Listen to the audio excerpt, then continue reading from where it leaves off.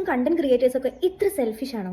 ഈ ഒരു പ്രൊഡക്റ്റിന്റെ ലിങ്കും ഡീറ്റെയിൽസ് അറിയണമെങ്കിൽ ഇപ്പൊ തന്നെ ഡയറക്റ്റ് മെസ്സേജ് അയച്ചോ എന്ന് പറഞ്ഞിട്ട് നിങ്ങൾ മെസ്സേജ് അയച്ചിട്ട് എത്ര പേർക്ക് അതിന്റെ റിപ്ലൈ ഇട്ടിട്ടുണ്ട്, അല്ലെങ്കിൽ അതിനെക്കുറിച്ച് എന്തെങ്കിലും ഒരു റിപ്ലൈ നിങ്ങൾക്ക് തന്നിട്ടുണ്ട്? എനിക്കുണ്ടായ ഒരു എക്സ്പീരിയൻസ് ആണ് ഞാനിത് പറയുന്നത്. എത്ര പേർക്ക് ഇങ്ങനെ ഉണ്ടെന്ന് എനിക്കറിയില്ല. ഞാൻ ആളെ മെൻഷൻ ചെയ്യുക, എനിക്കുണ്ടായ ആ സ്ക്രീൻഷോട്ട്സും കാര്യങ്ങളൊന്നും ഞാൻ അറ്റാച്ച് ചെയ്യുകയൊന്നും ചെയ്യുന്നില്ല. അപ്പോൾ ആളുടെ വീഡിയോസ് ഒക്കെ എനിക്ക് ഭയങ്കര ഇഷ്ടമായി. അതിന്റെ ആ മേക്കിങ്ങും ആ ഒരു എഡിറ്റിങ്ങും കാര്യങ്ങളൊക്കെ എനിക്ക് ഇഷ്ടപ്പെട്ടിട്ട് ഞാൻ ചോദിച്ചിട്ടുണ്ടായിരുന്നു ഈ വീഡിയോ ഏതിലാണ് എഡിറ്റ് ചെയ്യണമെന്നുള്ളത്. ആള് സീനാവുന്നതുകൊണ്ട് അത് ഞാൻ ഒരു 2-3 തവണ, എനിക്ക് തോന്നുന്നു 3-ൽ കൂടുതൽ, ഒരു 4-5 തവണയൊക്കെ ഞാൻ അടുത്ത് റിപ്പീറ്റ് ആയിട്ട് അത് ചോദിച്ചു. ആ മെസ്സേജ് ഫോർവേഡ് ചെയ്ത് ഞാൻ ജസ്റ്റ് ഇതൊന്ന് പറയുമോ എന്നുള്ളത് ചോദിച്ചു. No reply. പക്ഷെ ആള് സീനാവുന്നുണ്ട്, നമുക്ക് സീൻഡ് ബൈ എന്ന് പറഞ്ഞ് കാണിക്കുന്നുണ്ട് കേട്ടോ.